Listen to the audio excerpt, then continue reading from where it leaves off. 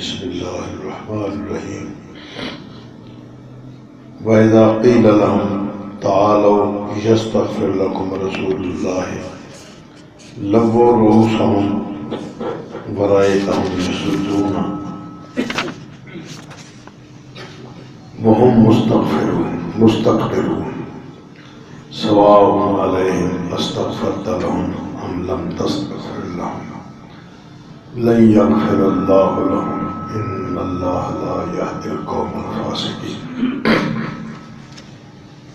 هم الذين يقولون لا تنفقوا على من عند رسول الله حتى ينفذوا ولله خزائن السماوات والأرض ولكن المنافقين لا يفقهون يقولون لئن رجعنا إلى المدينة ليخرجن الأعز منها الأذل وَلِلَّهِ الْعِزَّةُ وَلِرَسُولِهِ وَلِلْمُؤْمِنِينَ وَلَكِنَّ الْمُنَافِقِينَ لَا يَعْلَمُونَ۔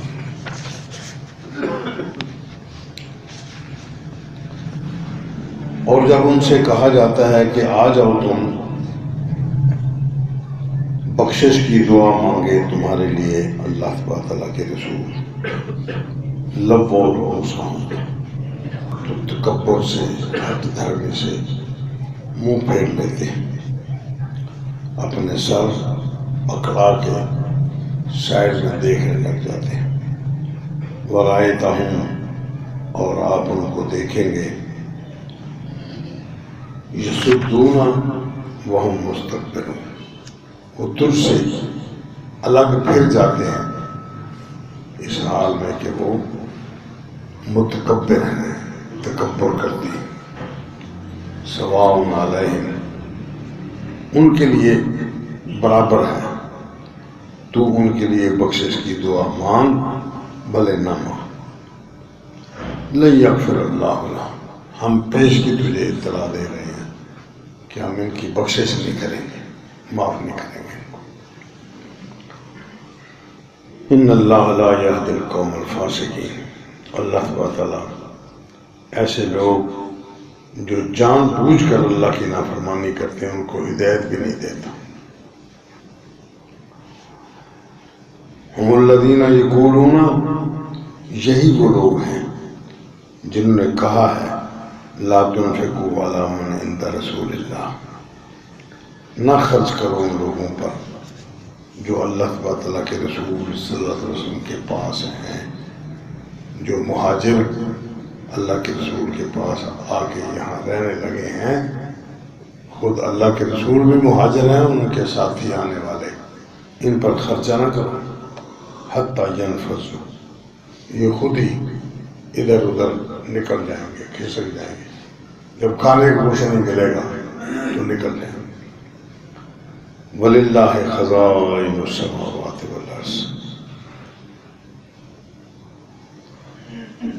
یہ خزانے سارے کے سارے آسمانوں کے خزانے ہوں یا زمین کے خزانے ہوں، یہ سارے کے سارے خزانے صرف اور صرف اللہ کی مالکی ہے۔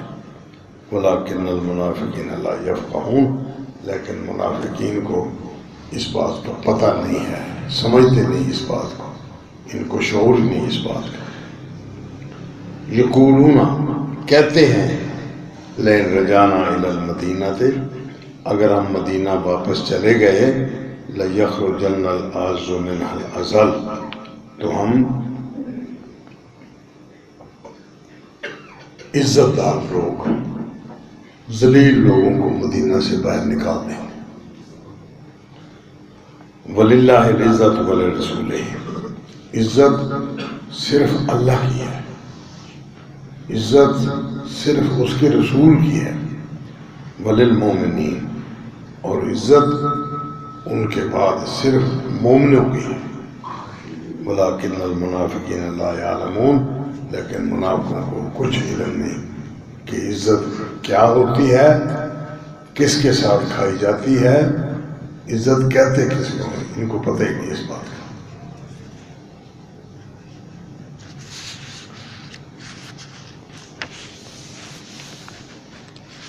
بات چل رہی تھی سورہ منافقون میں منافقین کی، اور خاص طور پر عبداللہ بن ابی کا نام سر فہرست آتا تھا۔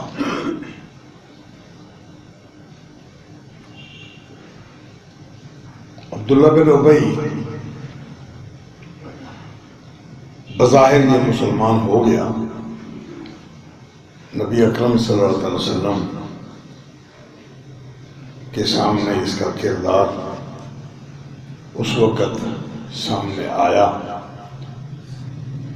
جب یہ اسلام قبول کر کے اس نے ہلکی پھلکی ریشہ دوانیاں شروع کر دی۔ نبی اکرم صلی اللہ علیہ وسلم خطبے کے لیے کھڑے ہوتے تو پہلے ہی اٹھ کے چاپلوسی شروع کر دیتا۔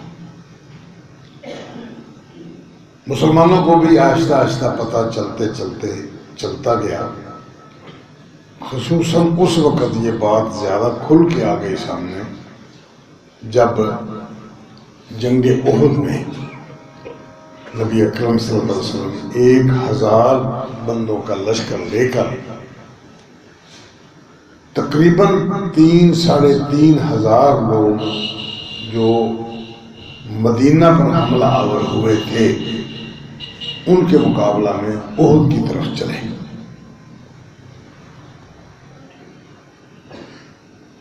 راستے میں جاتے ہوئے اپنے ساتھیوں کو اس نے ساتھ لیا اور یہ بھی اپنا ایک جتھا بنا کے ساتھ چل نکلا۔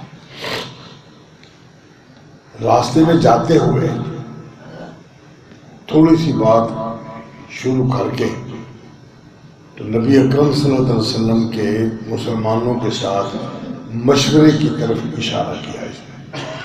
آپ صلی اللہ علیہ وسلم پہلے مسلمانوں کو جمع کر کے مشورہ کرتے رہے کہ اب یہ دشمن آ رہا ہے، ان کے ساتھ کیسے نپٹا جائے۔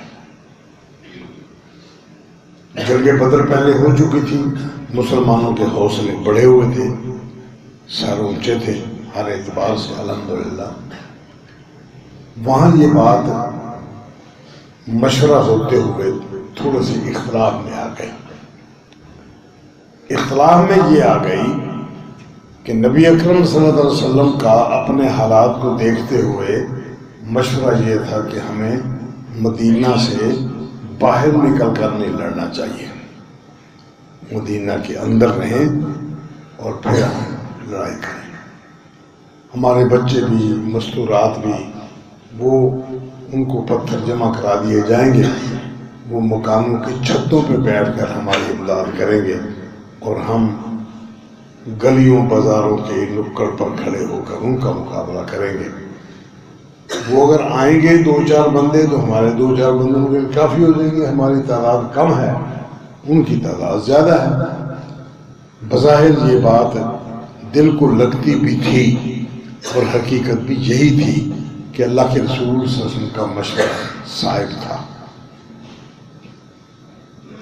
صحابہ کرام اس بارے میں بڑے جذباتی تھے اور پچھلا جنگ بدر کا معاملہ ان کے سامنے آ چکا تھا کہ وہاں ہم نے مار کے ان کا برکس نکال دیا ہے، تو اب دل بڑے ہوئے تھے۔ خصوصاً وہ لوگ جو جنگ بدر میں جا نہیں سکے تھے، اس لیے کہ وہ تعین کر کے تو وہ جنگ ہوئی نہیں تھی، ایسے ہی وہ تو نبی اکرم صلی اللہ علیہ وسلم چند لوگوں کو لے کر گئے کہ قافلے میں 10, 12, 15, 20 لوگ ہوں گے، ان کو سائڈ میں کریں گے اور ان کا مال لے لیں گے۔ دشمنی تو پہلے ہی چل رہی تھی، اللہ تعالیٰ نے فیصلہ ہی اور کر دیا۔ مسلمانوں کے دل بہت بڑے ہوئے تھے، خاص طور پر وہ لوگ جو جنگ بدر میں جا نہیں سکے۔ اس کی فضیلت اس حد تک بڑھی جنگ بدر کی کہ نبی اکرم صلی اللہ علیہ وسلم نے ارشاد فرمایا کہ اللہ تبارک و تعالیٰ نے آسمان سے جھانک کر دیکھا اہل بدر کو کہ اے معلوم معاشرتم قد غفرت لکم، آج کے بعد تم جو چاہے کرتے رہو، میں نے تمہیں بخش دیا۔ یہ بہت بڑا اعزاز تھا، بہت بڑا اعزاز تھا۔ اب لوگ وہی بات پھر دوبارہ ڈھونڈتے تھے، اس لیے وہ کہنا کہ نہیں یار خدا چھوڑے اس بات کو، ہم نے بیٹھ جانا۔ چلو جی طے ہو گئی بات، آپ نے وہ ساری سچویشن بھی سمجھا دی، نتیجہ بھی سمجھا دیا۔ اس کا عبداللہ بن ابی کا ووٹ تھا اس سوچ میں نبی اکرم کے ساتھ۔ جب جنگ احد کی طرف نکلے تو راستے میں جاتے ہوئے بہانہ بنا کے یہ کہتے جی ہماری بات نہیں مانی گئی، ہمیں تو کسی کھاتے شمار میں نہیں لکھتے آپ لوگ، لہذا ہم آپ کے ساتھ نہیں جاتے، چلو بھی میرے ساتھی واپس۔ یہ 300 لوگوں کو لے کر مسجد نبی کے اور احد کے پہاڑ کے درمیان سے واپس آئے۔ بات کھل گئی ساری کہ یہ نبی اکرم ان کا ساتھی نہیں ہے۔ مسلمانوں کے اندر یہ بات زیادہ پھیل گئی اور حقیقت حال کا پتہ چل گیا، مگر نبی اکرم سے خاموش تھے، کوئی بات نہیں۔ اللہ تعالیٰ کی طرف سے ہدایات ہی اسی طرح انداز میں ملی تھی، خاموشی سے یہ وقت دکھ برداشت کر لیا لیکن خاموشی اختیار۔ اب مسلمانوں کی طرف سے یہ باتیں اس کے اوپر آنے لگی۔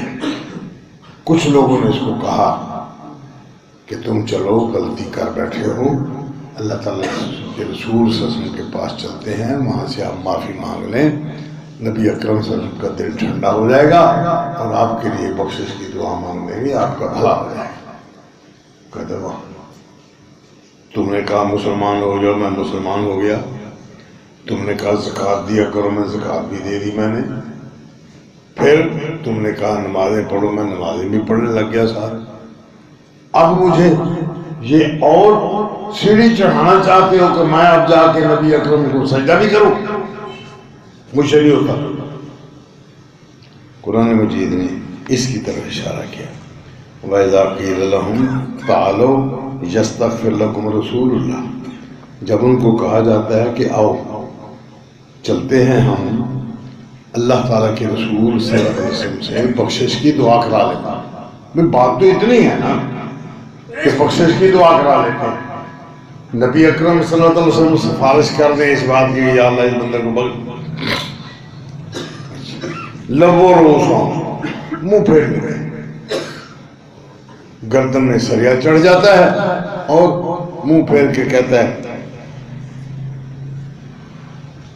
مجھ سے بھی ہوتے ہیں، اب میں اور کوئی نہیں کر سکتا، مزید کیا چاہ رہے ہیں؟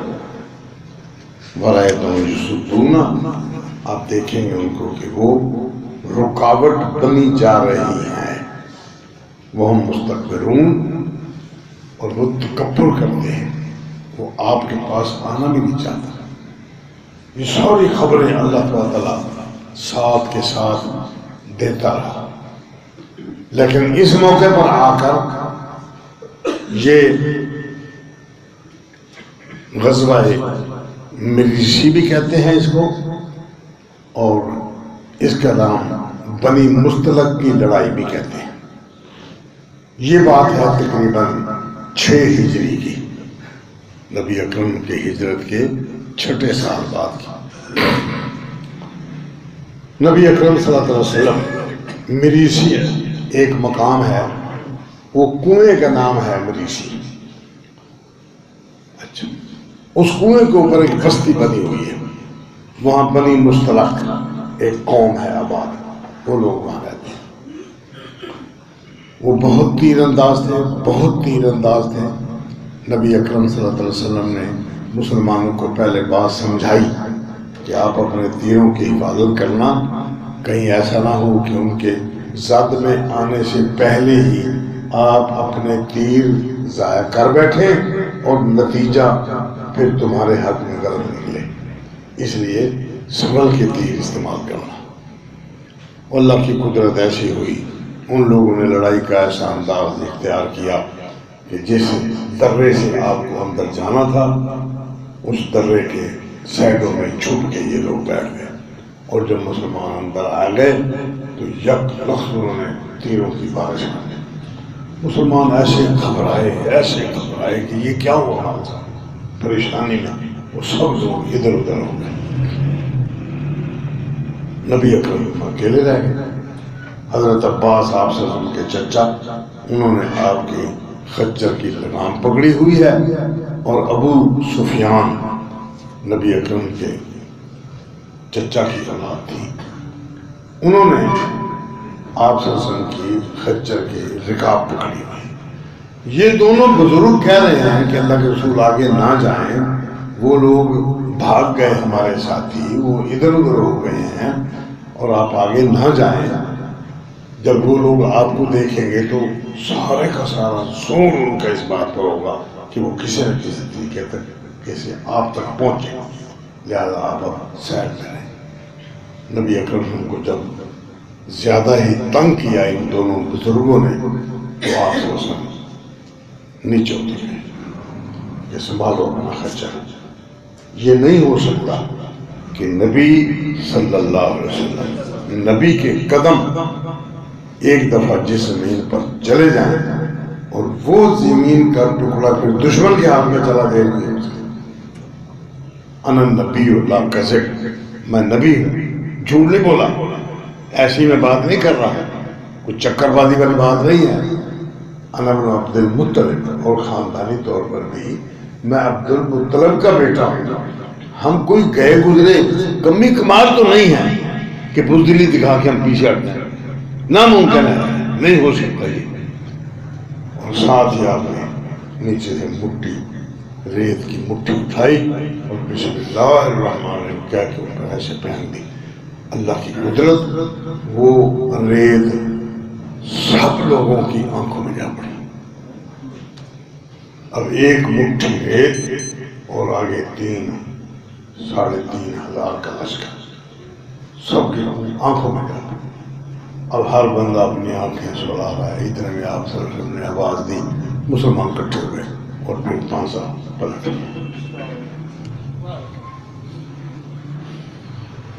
نبی اکرم صلی اللہ علیہ وسلم کی عادت مبارک تھی کہ جس علاقے کو فتح کرتے تھے، جس بستی کو فتح کرتے، 3 دن تک اس علاقے میں سیر میں ہو کے رہتے. انتظام کرنا ہے کس بندے کو کیا ڈیوٹی دینی ہے، کتنے لوگ یہاں رکھنے ہیں تاکہ اس کا انتظام کیا جائے. وہ ان لوگوں کو دین کی باتیں سمجھائیں، دین پر لے آئیں ان کو. بات تو اب ہماری ہو گئی ہے، یہ علاقہ تو ہمارا بن گیا ہے.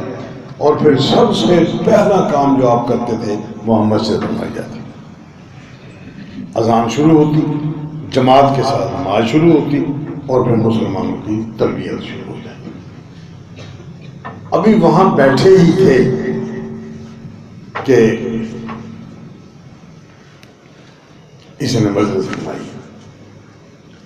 مجلس بنا کے اپنے جو اس کے ساتھی تھے، تقریباً کوئی 300-350 بندے اس کے ساتھ اس وقت بھی تھے، لوگ باتیں کرنے لگے، آپس کی باتیں. بات چلتے چلتے یہاں تک آن پہنچی کہ ایک بندہ مسلمان، دونوں، ایک بندہ مہاجر، حضرت عمر فاروق رضی اللہ تعالیٰ عنہ کا خادم.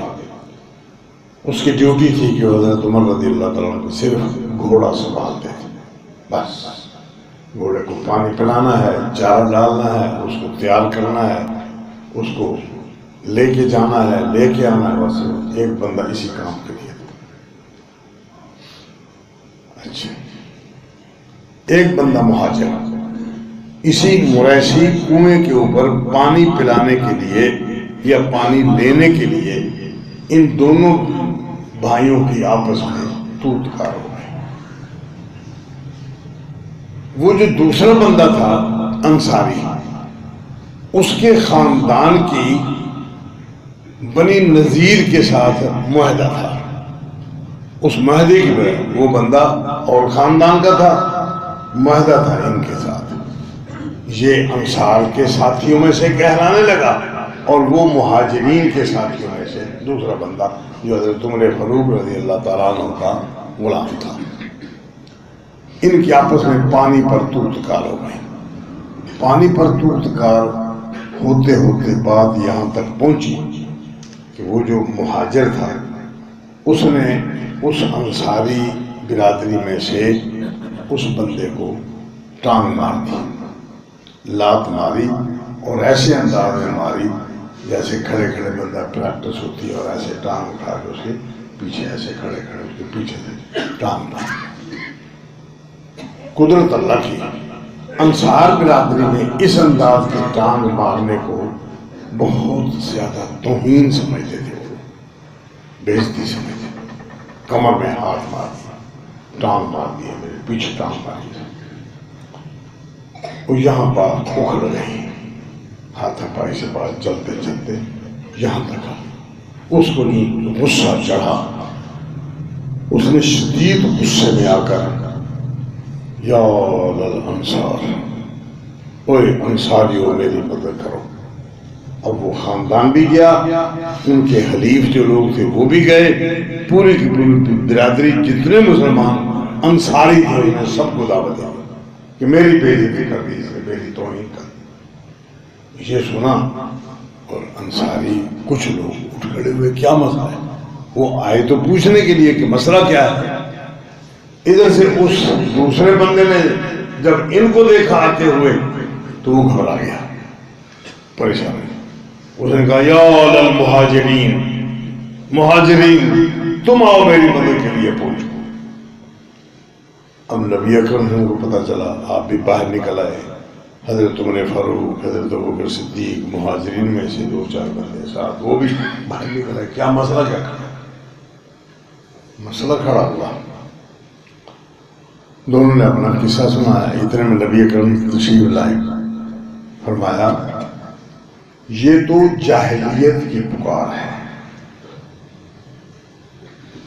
دعوہ انہم ننتع، فرمایا چھوڑو اس قصے کو، یہ بدبودار بات ہے، اس کے اندر سے تعفن ابھرے گا، اس کے اندر سے بدبو ابھرے گی۔ ابھی چاہیے تھا آپ کو کہ آپ مسلمانوں کو پکارتے کہ مسلمانوں میری مدد کے لیے آؤ، مسلمانوں میری مدد کے لیے آؤ۔ وہ اپنی مدد کے لیے مسلمانوں کو پکارتا، تو اپنی مدد کے لیے مسلمانوں کو پکارتا۔ اب مسلمان جمع ہوتے، آپ کا فیصلہ ہو جاتا، مسلمان تو سب برابر ہیں، وہ ان کے بھی بھائی ہیں مسلمان، ان کے اس کے بھی بھائی ہیں۔ یہ آپ نے کیا رخنہ اندازی کر دی ہے۔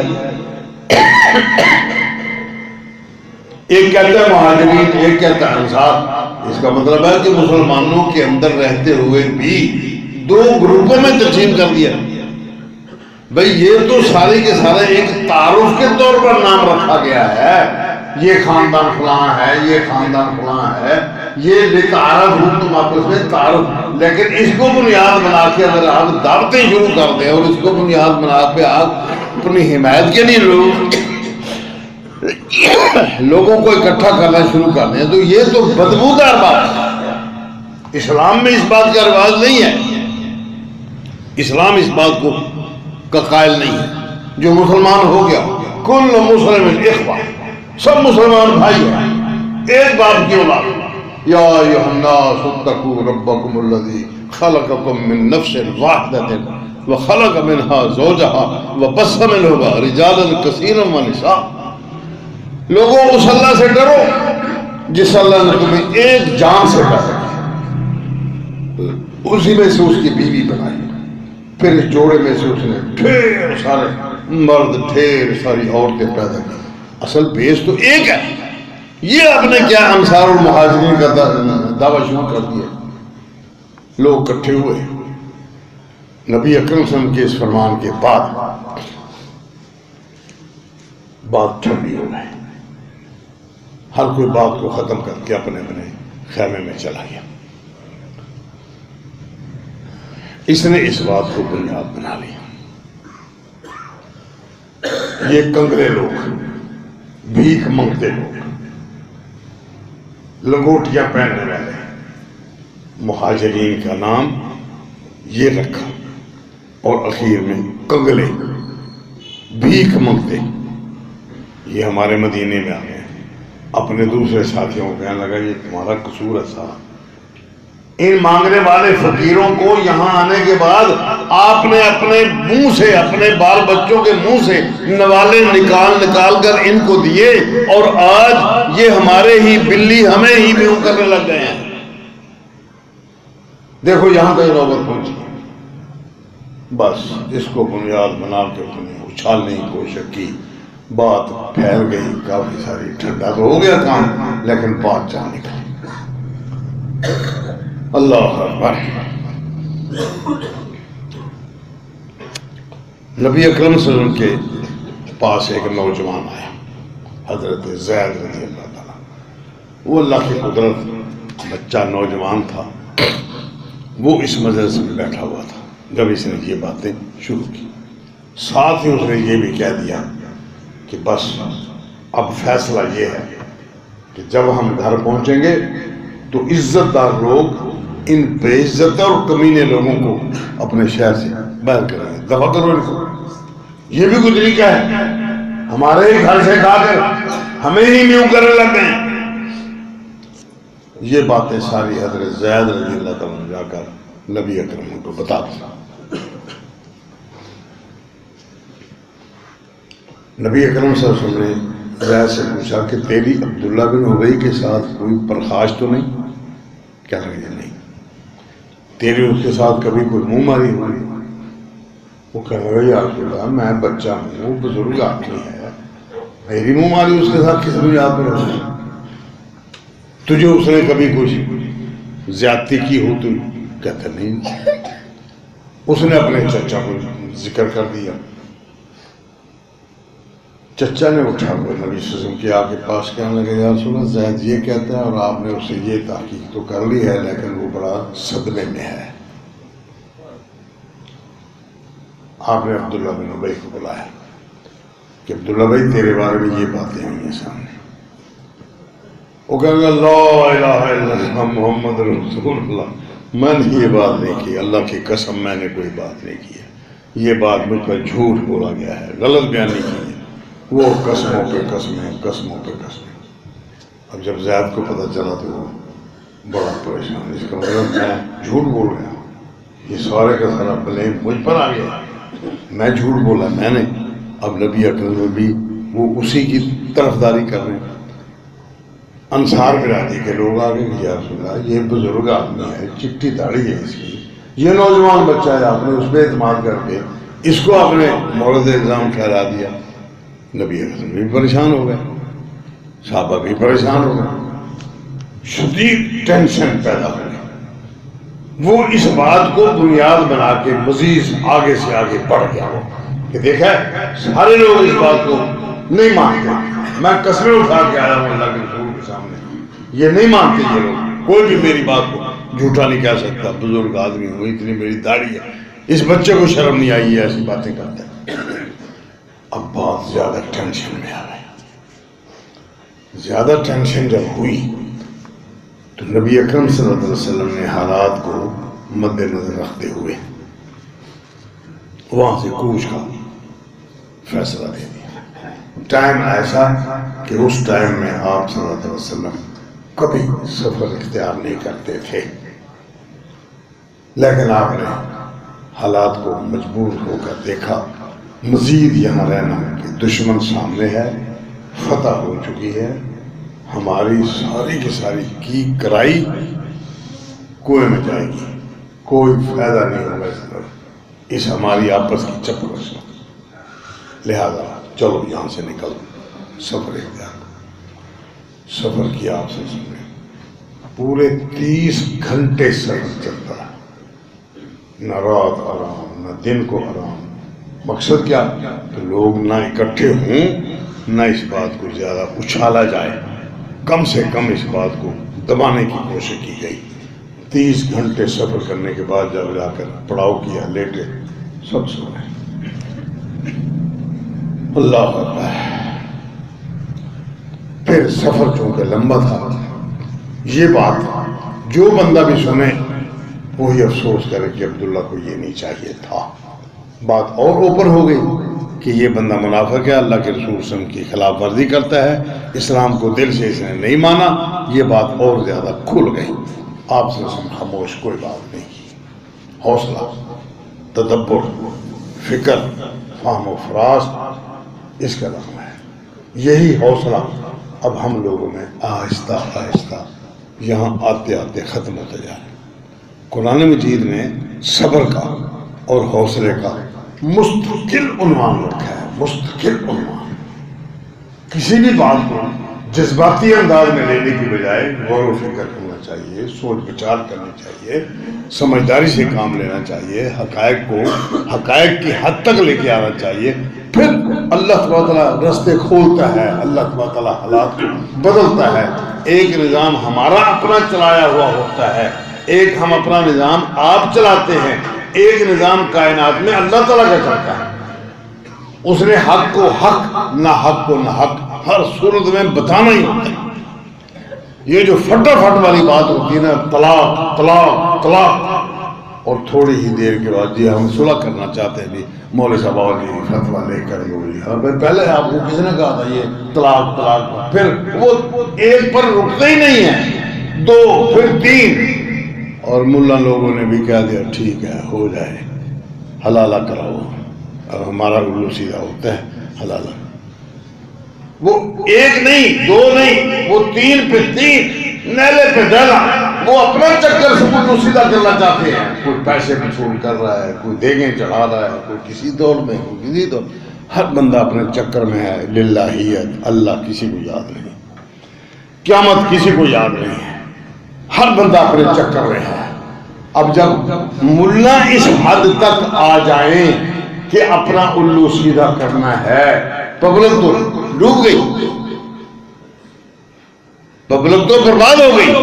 صحیح روایت میں اللہ تبارک تعالیٰ کے رسول صلی اللہ علیہ وسلم نے جو حقائق بیان فرمائے، حضرت عبداللہ ابن عباس رضی اللہ تعالیٰ فرماتے ہیں کانت طلاق الثلاث فی عہد رسول اللہ صلی اللہ علیہ وسلم طلاق واحد، تین طلاقیں بیک وقت جو بندہ دیتا تھا وہ نبی اکرم صلی اللہ علیہ وسلم کے دور گرامی قدر میں ایک طلاق شمار ہوتی تھی۔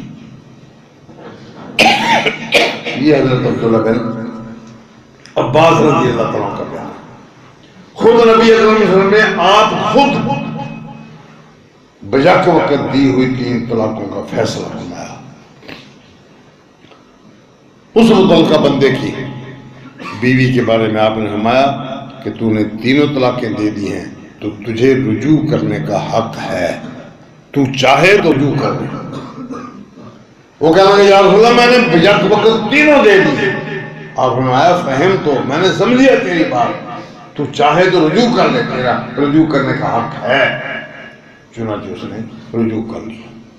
اب اس سے بڑی بات بھی دنیا میں کوئی اور ہو سکتی، لیکن بدقسمتی یہ کہ امام نے کہہ دیا ہے کہ بیک وقت تین طلاقیں تین ہی ہو جائیں گی۔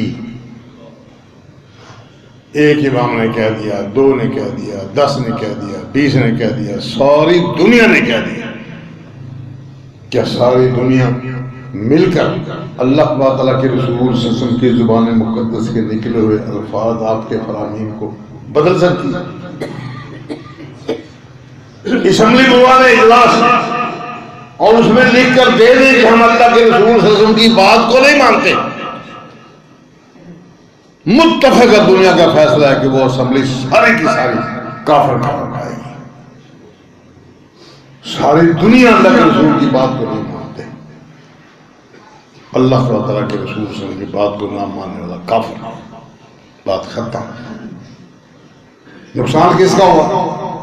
اللہ کے رسول کا فرمان تو نہیں بدلا، دین تو نہیں بدلا، مسلمانوں کے حقوق تو ختم نہیں ہو گئے اس کے ساتھ۔ ہاں ملا جی کا الو سیدھا ہو گیا ہے، اس کو حلالے کا بغیر تیر کنجر کھانے کا موقع مل گیا اس کو۔ یہ دین نہیں ہے، اللہ کے رسول صلی اللہ علیہ وسلم کی بات دین ہے، جس کے اندر انسانیت کے حقوق، انسانیت کی عزت احترام، انسانیت کا بھلا، دنیا کا بھلا، آخرت کا بھلا۔ قرآن مجید نے بھی یہی بات کہی، الطلاق مرتان، طلاق 2 مرتبہ ہے، طلاق 2 مرتبہ ہے۔ مرتبہ کا مطلب کیا ہے؟ ایک طلاق، اس کے درمیان وقت ہے۔ اذا طلقتم النساء فطلقوهن لعدتهن، ان کی عدت کے مطابق طلاق دو۔ یہ جو طلاق ہوتی ہے تراش تراش تراش یا کہہ دیا تینوں کی تینوں دے دی 10 دے دی 20 دے دی 1000 دے دی، یہ طلاق نبی اکرم نے الگ ارشاد فرمایا کہ 3 چیزیں ہیں، ان کی حقیقت بھی حقیقت اور ان کا مذاق بھی مذاق۔ نکاح، طلاق، غلام کی آزادی۔ مذاق میں کسی نے اپنے غلام کو کہہ دیا جا تو آزاد کر رہا تھا، مسخرے اس کے ساتھ، وہ حقیقت آزاد ہو گیا کہ بات بدلی نہیں جا سکتی۔ پوچھنے والے نے پوچھا کہ یا رسول اللہ مسلمان شراب پی سکتا ہے؟ فرمایا ہاں پی سکتا ہے۔ یا رسول اللہ مسلمان برائی کر سکتا ہے؟ فرمایا ہاں ہو سکتا ہے۔ کہتا ہے یا رسول اللہ مسلمان جھوٹ بول سکتا ہے؟ فرمایا نہیں، مسلمان جھوٹ نہیں بولتا، نہیں بول سکتا، بولتا ہی نہیں۔ اگر وہ جھوٹ بولتا ہے تو اس کے کلمے کا بھی اعتماد نہیں کیا جا سکتا۔ کس لیے سے اس نے کلمہ پڑھا ہے؟ منافقت کر رہا ہے، اشہد ان لا الہ الا اللہ، جھوٹ بولتا ہے، یہ تو منافقت ہے۔ واللہ یشہد ان المنافقین لکاذبون، اللہ کو پتہ ہے کہ اللہ تبارک تعالیٰ کا رسول سچا ہے۔ اذا جاءک المنافقون قالوا نشہد انک لرسول اللہ، ہم گواہی دیتے ہیں، منافق آگے کہتے ہیں ہم گواہی دیتے ہیں کہ تو اللہ کا رسول ہے۔ واللہ یعلم انک لرسول، اللہ کو پتہ ہے کہ تو اللہ کا رسول ہے، یہ کہا کی گواہی دے رہے ہیں؟ واللہ یشہد ان المنافقین لکاذبون، اللہ گواہی دیتا ہے اس بات کی کہ یہ جھوٹے ہیں۔ اللہ کو پتہ ہے کہ تو سچا ہے، تو رسول ہے، اس نے رسول بنا کے بھجوایا ہے، لیکن اللہ اس بات کو مانتے ہوئے کہ ان لوگوں نے جو بات کہی ہے وہ اللہ کو پہلے سے پتہ ہے، ان کی شہادت کا اللہ کو علم ہے، اور اللہ شہادت دے رہا ہے کہ یہ جو کچھ کہہ رہے ہیں زبان سے یہ جھوٹ بول رہے ہیں، دل میں ان کے ایمان نہیں۔ اب ہم کیا سمجھیں کہ ایک بندہ زبانی طور پر وہ اللہ کے رسول کی اللہ کے رسول کی سچا ہونے کی گواہی دے رہا ہے اور شہادت دے رہا ہے، اور اندر سے یہ منافق ہے اس لیے کہ وہاں جا کے جھوٹ بولتا ہے، اس کا پچھلا کلمہ جو ہے اس کا کیا اعتماد کیا جائے گا؟ ابھی نماز پڑھ کے آیا ہے، اس کی نماز کا کیا اعتماد کیا جائے گا؟ ابھی اس نے کلمہ پڑھ کے قسم اٹھائی ہے، مجھے اللہ کی قسم یہ سودا میں نے اتنے کا خریدا ہے۔ بھائی تجھ سے کسی نے پوچھا ہے تو کتنا خریدا؟ اور پھر ایسے کوڈ ورڈ استعمال کرتے ہیں، اللہ کی قسم یہ جو تو کہہ رہا ہے اتنے کی تو میری خرید بھی نہیں ہے۔ اب دھوکہ کیا ہے؟ دھوکہ ہے کہ اتنے کی خرید نہیں ہے، بھائی اس سے کم کی خرید ہے، اس کا انکار نہیں، اس سے زیادہ کی خرید ہے، اس کا انکار بھی نہیں۔ بھائی جتنے کی خرید اگر بولتے ہو تو سیدھی بات کرو، بولو، اگر نہیں بولتے تو اس کا حق نہیں ہے، بولتے ہو تو سچ بولو، نہیں تو اس کا حق نہیں ہے کہ وہ آپ سے پوچھے آپ نے کتنے میں خرید کی۔ بھائی آپ کو اتنے 12 پڑتی لے جائیں، نہیں 12 پڑتی آپ بازار نہیں پتہ کر، اتنے کیوں کوئی دے تو میرے پاس آ جانا، کوئی اس سے کم دے دے تو لے لیں۔ چلو یہ تو ہے نا بات، آپ جتنے پیسے کہہ رہے ہیں اتنے کی خرید بھی نہیں ہے، واقعہ خرید نہیں ہوتی، لیکن یہ دھوکہ ہے، چکر بازی ہے، فراڈ۔ نبی اکرم صلی اللہ علیہ وسلم کا دستور مبارک یہی تھا کہ بات اس کو سچا کریں، نہ بتائیں کسی کو کہ میں نے اتنے میں خرید کیا، نہ اس کا حق بنتا ہے کہ وہ پوچھے آپ کو کتنے میں خرید کیا۔ آپ نے قیمت بتا دی، اس نے قیمت بتائی، آپ کو بارے میں آتی ہے دے دیں، اگر 4 پیسے نہیں بچتے تو نہ دیں، کوئی پابند تو نہیں ہے کوئی کسی کا، لیکن جھوٹ بولنا ہر صورت میں منع کرنا۔ اب اللہ قسمیں اٹھا دی اس بات پر، وہ بندہ بڑا پریشان ہو گیا، زید رضی اللہ عنہ سخت پریشان، چلتے رہے، سفر ہوتا رہا ہفتہ، تقریباً ہفتے کے بعد کم و بیش گھر پہنچے۔ عبداللہ بن ابی کا بیٹا، اس کا نام بھی ابی تھا، عبداللہ تھا، عبداللہ بن ابی کا بیٹا، اس کا نام بھی عبداللہ ہی تھا۔ حضرت عمر فاروق رضی اللہ تعالیٰ عنہ آگے اللہ کے رسول کے پاس کہ یا رسول اللہ مجھے اجازت دیں میں اس منافق کی گردن اتاروں. فرمایا نہیں عمر.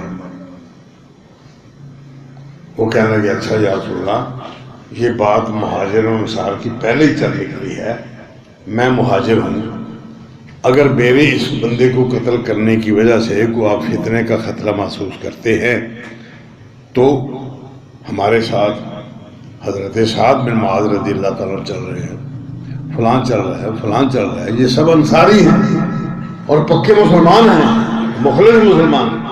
آپ ان میں سے کسی کو اشارہ کریں کہ راہ چلتے ہوئے پار کرے اس کو. آپ نہیں بلکہ لوگ کہیں گے کہ محمد کریم صلی اللہ علیہ وسلم اپنے ہی ساتھیوں کو اب قتل کرنے لگا ہے، یہ ہماری توہین ہے، برداشت کرو. اللہ تعالیٰ فیصلہ کرے گا. یہ کتنا بڑا حوصلہ ہے، یہ اللہ تعالیٰ کے رسول صلی اللہ علیہ وسلم کی سنت. یہ بھی تو ہمارے لیے سنت ہے، یہ صرف رفع الدین ہی سنت ہے. رفع الدین اپنے مقام پر سنت ہے، اس کی کوئی تنقید نہیں کر سکتا، وہ اپنے مقام پر اللہ تعالیٰ کے رسول صلی اللہ علیہ وسلم کا دین ہے. پاؤں سے پاؤں ملانا یہ نماز کا حصہ ہے، نماز اس کے بغیر نہیں ہوتی. درمیان میں شیطان آگے کھڑا ہو جاتا ہے دو بندوں کے درمیان. نبی صلی اللہ علیہ وسلم نے ارشاد فرمایا تم اپنے پاؤں سے پاؤں ملاؤ گے، ٹخنے سے ٹخنان جوڑو گے، کندھے سے کندھا جوڑو گے، سب کو اس طرح بناؤ گے جس طرح آسمان پر فرشتے سب بناتے ہیں، تم کرو گے. اگر ایسا نہیں کرو گے تو اللہ تعالیٰ تمہارے دلوں میں، تمہارے چہروں میں ایک دوسرے کی مخالفت پیدا کر دے گا. دو مسلمان برادری کے لوگ، دو مسلمان آپس میں ملتے ہیں، ایک کا منہ ادھر ہو جاتا ہے، دوسرے کا منہ شریف ادھر ہو جاتا ہے، وہ ادھر سے گھوم کر کے سائڈ میں نکل جاتا ہے، وہ اس گلی سے نکل جاتا ہے. یہ کیوں ہے؟ ہم نے اس مسجد میں نماز نہیں پڑھ لی، وہ مسجد فلاں بندے کی آئی، وہ اس کا چودھری بنا ہوا ہے، میری اس سے مخالفت ہے. بھئی کیا مخالفت ہے؟ کیا مخالفت ہے؟ جو بھی مخالفت ہے اللہ تعالیٰ کے رسول صلی اللہ علیہ وسلم نے 3 دن سے زیادہ دل میں غصہ رکھ کے، 3 دن سے زیادہ دل میں منافقت رکھ کے، 3 دن سے زیادہ غصہ رکھ کے اسے بول چال منع کرنا گناہ قرار دیا. فرمایا ہر سوموار والے دن، ہر جمعرات والے دن اللہ تعالیٰ کے سامنے اس پچھلے 4 دنوں کی کارکردگی بندے کی فائل پیش ہوتی ہے. اس نے نماز نہیں پڑھی، اس نے پڑھ لی ہے، اس نے یہ کیا، اس نے وہ کیا، جو چٹا پٹا سب وہ اللہ کے سامنے پیش ہوتا ہے، فائل پیش ہوتی ہے. فرمایا جو 2 بندے آپس میں نہیں بولتے، اپنی انانیت کو دل میں رکھے ہوئے ہیں، اپنی انانیت کو، اپنی چودراہٹ کو اللہ کے رسول کے فرمان کے ماتحت نہیں کر رہے، ان کا غصہ اتنا زیادہ ہے کہ وہ اپنے غصے کو اتنا زیادہ بلند کیے ہوئے ہیں، وہ کیا نکالے گا غصہ کر کے؟ برادری توڑ کے، شادی میں غمی میں نہ جا کر، اپنے بھائی بہنوں کے گھروں میں نہ جا کر کیا نکالے گا اس میں سے؟ کچھ ملے گا؟ کیا فائدہ ہو جائے گا کہ جی اس نے ہماری بیٹی کو طلاق دے دی؟ دے دی ہے تو آپ کی بیٹی کو اللہ تعالیٰ نے آپ خود ذمہ لیا ہے، خود ذمہ لیا ہے کہ وہ اس کو اس کے خامد سے بے پرواہ کر دے گا، خامد کو بیوی سے بے پرواہ کر دے گا. ہاں شرعی طور پر جو اصول قاعدے ضابطے قرآن مجید نے ذکر فرمائے ہیں ان قاعدے و ضابطوں کے مطابق عمل کرو. پہلے ان کو سمجھاؤ، بیوی کو سمجھاؤ، نہیں سمجھتی تو پھر اس کا بستر الگ کر دو، اس کا بستر الگ کر دو، لیکن گھر سے نہ نکالو، رہے گی گھر میں، بستر الگ کر دو، تعلقات منقطع ہو جائیں، رہے گھر میں، باہر نہیں نکالا جا سکتا، نہ وہ خود نکل کے جائے. اگر وہ یہ بھی برداشت کر جاتی ہے، بات نہیں مانتی، گھر کا ماحول بدلتا نہیں، پھر اس کو ہلکا پھلکا دھول دھپا کرنے میں بھی کوئی حرج نہیں. قرآن مجید کا دھول دھپا کرنے میں بھی کوئی حرج نہیں، لیکن اس طرح نہ کہ اس کے چمڑا اڑ جائے، ایسی ضرر لگے کہ اس کی ہڈی ظاہر ہو جائے۔ اس طرح نہ مارو جس طرح کوئی بندہ جانور کو مارتا ہے، اس طرح نہ مارو جس طرح کوئی بندہ کسی غلام کو مارتا ہے۔ فرمایا اگر وہ یہ بات بھی نہیں مانتی اور آپس میں اختلاف ختم نہیں ہوتا، فَبَسُوا حَكَمًا مِّنْ أَهْلِهِ وَحَكَمًا مِّنْ أَهْلِهَا، پھر ایک بندہ بچی کے ورثاء میں سے، اس کے ماں باپ میں سے ادھر سے لے آؤ، ایک بندہ لڑکے کے ماں باپ ان کی برادری میں سے لے آؤ، وہ دونوں کو بیٹھ بٹھا کر بات ان کو سناؤ۔ ان یریدا، اگر وہ دونوں ارادہ رکھتے ہیں صلح کا تو اللہ تعالیٰ کی ذمہ داری ہے کہ وہ ان کو صلح کرا دے گا۔ اگر وہ فریق اپنے دل میں بے ایمانی رکھ کر نہیں آنا چاہتا، اس کی مرضی، یا اس کا وکیل وہ اس بات کو پسند نہیں کرتا، ٹھیک ہے، اس کی مرضی۔ اگر نہیں تو پھر ایک بندہ ادھر سے حکم مقرر کر لو، ایک ادھر سے، ہر بندہ اپنی اپنی بات سنائے۔ اللہ تعالیٰ کے ذمے ہے کہ ان کی صلح کرائے گا، صلح ہو جائے گی۔ وَلَا تَبْغُوا عَلَيْهِنَّ سَبِيلًا، اس کے بعد چوتھا راستہ نہ تلاش کرو گے۔ چوتھا راستہ ہے طلاق کا راستہ، وہ چوتھا راستہ ہے طلاق کا راستہ۔ یہ کب ہے؟ جب یہ سارا پروسیس گزر جائے، تھوڑی بہت لڑائی ہوئی، تھوڑا بہت جھگڑا ہوا، فٹافٹ طلاق دے دی، لڑائی ماں کے ساتھ ہے، غصہ بیوی پر نکالا جا رہا ہے، لڑائی دوستوں کے ساتھ ہے، لڑائی سالے کی بہنوئی کی، آپس میں لین دین کا معاملہ ان کا ہے، غصہ بیوی پر نکالا جا رہا ہے۔ کیوں بھائی؟ وہ بیچاری اس لیے کہ وہ کمزور ہے، صرف آپ کی زبان کی مار سے وہ مر جائے گی، ختم ہو جائے گی، اس کا کیریئر ختم، اس کے اندر برباد زندگی تباہ ہو جائے گی، صرف اس لیے کہ وہ کہہ نہیں سکتی کچھ۔ اگر سامنے سے کوئی بندہ منہ توڑنے والا ہو تو پھر غصہ نہیں آتا، سیانا ہے بڑا، چونکہ وہ کمزور ہے اس لیے۔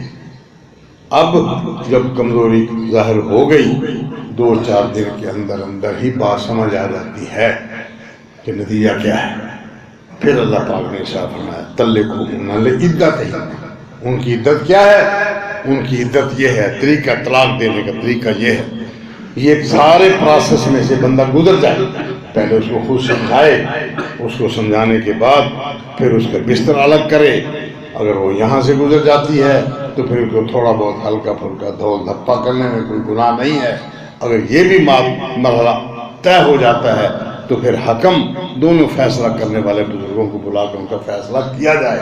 اگر یہ مرحلہ بھی آگے نکل جاتا ہے تو پھر چوتھا مرحلہ ہے طلاق کا۔ پھر طلاق کب دینی ہے؟ فرمایا مستور کو حیض آ گیا، حیض ختم ہو گیا، حیض ختم ہونے کے بعد میاں بیوی کا ملاپ نہیں ہوا، اب وہ طلاق دینا چاہے تو اب طلاق دے۔ یہ ہے سوچی سمجھی بات، یہ ہے شرعی طریقہ طلاق، یہ ہے شرعی طریقہ طلاق۔ اب جو طلاق ہوگی یہ سوچی سمجھی بات ہے۔ پھر فرمایا کہ طلاق جب دے دی، اذا طلقتم النساء فطلقوہن لعدتہن، ان کی عدت کے اندر طلاق دو۔ عدت کیا ہے؟ حیض کے ختم ہونے کے بعد ان کا آپس میں ملاپ نہیں ہوا تو اب حیض آنے کے بعد پھر ان کو طلاق دو۔ پھر طلاق دینے کے بعد ایک حیض کا مزید انتظار کرو، ان کو نہ گھر سے نکالو نہ وہ نکل جائیں، وہ گھر میں رہے، گھر میں رہتے ہوئے پھر دوسرا حیض آئے گا، پھر تیسرا حیض آئے گا، 3 حیض تک، 90 دن نہیں، یہ طریقہ کار غلط، 3 مہینے نہیں، یہ طریقہ کار غلط ہے۔ ہماری عدالتوں نے، ہمارے قانون نے، ہمارے بزرگوں نے جو بڑے ہیں پنچایتی، سب کا طریقہ کار غلط ہے، شرعی طریقہ یہ نہیں ہے۔ اس کے عورت کے 3 حیض آنے تک انتظار کیا جائے، اگر ان کی صلح ہوتی ہے ایک گھر میں رہتے ہوئے، ایک چھت کے نیچے رہتے ہوئے، ایک ہی گھر میں رہتے ہوئے، اگر 3 حیض آنے تک صلح نہیں ہوتی، بزرگ درمیان میں نہیں آتے، برادری درمیان میں نہیں آتی، دوست یار درمیان میں نہیں آتے، اور ان کی اختلافات اس حد تک بڑھ چکے، بس اس کے بعد بات ختم ہو، پھر شریعت میں ٹائم رکھا، یہ 3 حیض آنے کے بعد پھر ٹائم رکھا، کیا یہ طلاق ہوئی ہے، تعلق ٹوٹا ہے، نکاح ابھی نہیں ٹوٹا، 3 حیض آ جانے کے بعد شرعی طریقہ ہے، یہ طلاق ہوئی ہے، تعلق ٹوٹا ہے، نکاح نہیں ٹوٹا، وہ بیٹھی ہے، سال ہو گیا، 2 سال ہو گئے، 4 سال ہو گئے، 10 سال ہو گئے، اس کے بعد اگر صلح ہوتی ہے تو پھر نیا نکاح کر کے ان کا واپس لائی جا سکتی ہے۔ حلالہ نبی اکرم نے لعنت فرمائی ہے حلالہ کرنے والے پر، اور جو حلالہ کرتا ہے اس پر اور جس کے لیے کیا جاتا ہے، دونوں پر۔ عورت بیچاری مجبور ہے، اس کو ادھر سے بھی دھکا مل گیا، یہاں بھی اس کی بے عزتی ہو گئی، توہین ہو گئی، اس کو کس جرم کی سزا دی جائے؟ غصہ تو ہوا تھا صالح بہنوئی کا، غصہ تو ہوا تھا ماں اور بیٹے کا، غصہ تو ہوا تھا باپ اور بیٹے کا، اس کو کس کی سزا ملی ہے؟ ہاں یہ بات ضرور ہے، کوئی بندہ مذاق میں طلاق دیتا ہے تو طلاق ہو جائے گی، کوئی بندہ سنجیدگی سے طلاق دیتا ہے طلاق ہو جائے گی، کوئی بندہ غصے سے طلاق دیتا ہے تو یہ الفاظ واپس نہیں آ سکتے۔ عند اللہ یہ واقعہ ہو گیا، اور یہ رکھا بھی کیوں گیا ہے؟ اس لیے کہ اس کو مذاق نہ بنایا جائے۔ ایک بندہ اپنی بیوی سے لڑ پڑا، کیا لگا یاد رکھ، نہ تجھے چھوڑوں گا نہ تجھے طلاق دوں گا، نہ طلاق دوں گا نہ گھر بساؤں گا۔ وہ کہنے لگی تو کیا کرے گا؟ کہنے لگا طلاق دوں گا، جب تیری عدت گزرنے لگی رجوع کروں گا، رجوع ہو گیا فوراً طلاق دے دوں گا، نہ تجھ سے تعلق رکھوں گا نہ تجھ کو چھوڑوں گا۔ اسی طرح ایڑیاں رگڑ رگڑ میرے دروازے پر مرے۔ انہوں نے کہا اچھا چلو تیرا بندوبست کرتی ہوں۔ اس نے اٹھایا برقع، تھک اللہ کے رسول صلی اللہ علیہ وسلم، یا رسول اللہ میرا خامن کے ساتھ اختلاف ہو گیا ہے، فطری بات ہے، قدرتی بات ہے، ہو جاتا ہے، اب مجھے کہتا ہے نہ تجھے بساؤں گا نہ تجھے چھوڑوں گا، اسی طرح رگڑوں گا تجھے۔ آپ نے پوچھا وہ کیسے؟ کہتے جی وہ ایسے کہتا ہے طلاق دوں گا، جب عدت ختم ہونے کے قریب آئے گی رجوع کروں گا، رجوع کر دے، رجوع ہو گیا، اب تو جا تو نہیں سکتی کہیں، پھر تجھے طلاق دے دیں، پھر عدت کا انتظار، پھر عدت کا انتظار۔ نبی صلی اللہ علیہ وسلم حیران ہوئے، یہ انسانی شرارت کا ذہن کیسا ہے کسی بندے کو زج کرنے کے لیے، تکلیف دینے کے لیے؟ اللہ تعالیٰ نے آیت نازل، الطلاق مرتان، طلاق صرف 2 مرتبہ ہے، بیوی گھر رہے گی، نکالی نہیں جا سکتی، خود نہ نکلے، یہ اللہ کی حدیں ہیں، جو بندہ اللہ کی حدوں کو پھلانگے گا فقط ظلم نفسہ، اس نے اپنے آپ پر خود ظلم کیا، غلط طریقہ ہے یہ، وہ گھر میں رہے گی، نہ نکلے نہ نکالا جائے، صلح نہیں ہوتی، چلی جائے، آخری حد ہے یہ۔ اگر پھر کوئی ایسا مرحلہ بنتا ہے، پھر سال بعد 2 سال 10 سال بعد پھر ایسا مرحلہ بنتا ہے، پھر عورت گھر میں رہے گی، عدت گزارے گی یہیں، خرچہ ہرجہ یہیں، نفع نقصان یہیں، پھر اگر صلح نہیں دی تو پھر تیسرے طلاق کے بعد پھر یہاں بیٹھ کر انتظار نہیں کرے گی، پھر وہ رحم کو صاف کرے گی اپنے گھر جا کے، میکے جا کے، اپنے ماں باپ کے گھر، بھائی کے گھر، جہاں بھی جائے وہ جائے، اس کے ساتھ تعلق ختم ہو۔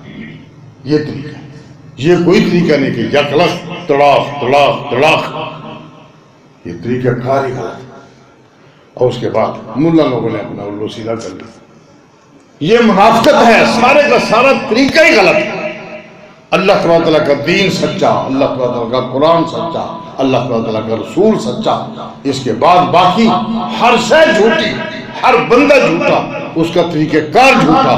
اللہ پاک نے یہ سزا کے طور پر رکھا ہے کہ اگر پھر بھی کوئی بندہ نہیں مانتا، غصے میں آ کے جذباتی انداز میں طلاق دے دیتا ہے تو اس کی ایک طلاق مان نہیں ہے۔ نبی اکرم صلی اللہ علیہ وسلم نے ارشاد فرمایا ایک بندہ بیک ہو کر 2 دے دے، 10 دے دے، 20 دے دے، 1000 دے دے، لاکھ طلاق دے دے، ایک وقت میں ایک ہی مانی جائے گی، دوسری طلاق ہو ہی نہیں سکتی۔ الطلاق مرتان، وہ غصے میں دے دے، رضامندی سے دے دے، صلح صفائی سے دے دے، دونوں میاں بیوی بیٹھ کے اکٹھے بیٹھ کے عبارت بنا کے لکھ کے ایک دوسرے سے علیحدہ ہو جائے، ٹھیک ہے، وہ ہوگا، طریقہ پروسیس وہی ہوگا، طریقہ کار وہی ہوگا جو اللہ کا ہے۔ اللہ پاک کے قرآن میں نا الطلاق مرتان، مرتان۔ آپ یہاں ایک دفعہ آئے ہیں، بیٹھے رہے ہیں، جمعہ ختم ہو گیا، آپ مسجد سے نہیں نکلے، شام تک بیٹھے، پوچھنے والا پوچھے گا کتنی دفعہ گئے مسجد میں؟ ایک دفعہ گیا، نماز آپ نے عصر کی بھی یہاں پڑھی، مغرب کی یہاں پڑھی، عشاء کی بھی یہاں پڑھی، آپ مسجد سے بیٹھ نکلے تو کتنی دفعہ آئے ہیں؟ ایک ہی دفعہ آئے ہیں۔ یہ مرتان ہوگا۔ اب جب آپ یہاں سے نکلیں گے، باہر روڈ سے ہو کر واپس آ جائیں، پھر کیا ہوگا؟ 2 دفعہ آئے ہیں مسجد میں، آپ 2 دفعہ جمعہ پڑھ کے آپ تشریف لے جائیں، عصر کی اذان ہو جاتی ہے، پھر آپ واپس آئیں۔ کوئی بندہ پوچھتا ہے بھئی آج کتنی دفعہ آئے ہو؟ کہ جی فجر میں آیا تھا، پھر میں جمعے کے لیے آیا ہوں، پھر اب عصر کے لیے آیا ہوں، 3 دفعہ ہو گیا، تو وقفہ ہو گیا نا۔ قرآن کہتا ہے اذا طلقتم النساء، جب تم طلاق دو عورتوں کو، فطلقوہن لعدتہن، ان کی عدت کے مطابق طلاق دو، واحصوا العدۃ، عدت کو شمار کرو، عدت کو شمار کرو۔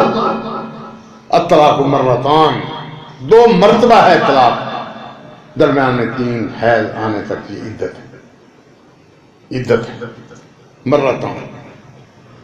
فَإِمْسَاكُمْ بِمَعْرُوفٍ أَوْ تَسْرِيحٌ بِإِحْسَانٍ، 2 مرتبہ کے بعد یا تو پھر برادری بیس پر معاشرتی رواج کے مطابق اس کو عزت احترام کے ساتھ رکھ لو، اگر پھر صلاح نہیں بنتی، غصہ زیادہ ہے، حالات ٹائٹ ہیں، نہیں رہنا چاہتی، نہیں رکھنا چاہتی، پھر ان کو چھوڑ دو احسان لگا کر، گھر سے جاتے ہوئے اس کو اس کی ضرورت کا سامان جتنا کوئی بندہ زیادہ سے زیادہ دے سکتا ہے وہ اس کو دے کے گھر سے رخصت کرے کہ اب تیرا میرا نبھا نہیں ہو سکتا، یہ لے یہ تیرا سامان، یہ لے یہ تیرا۔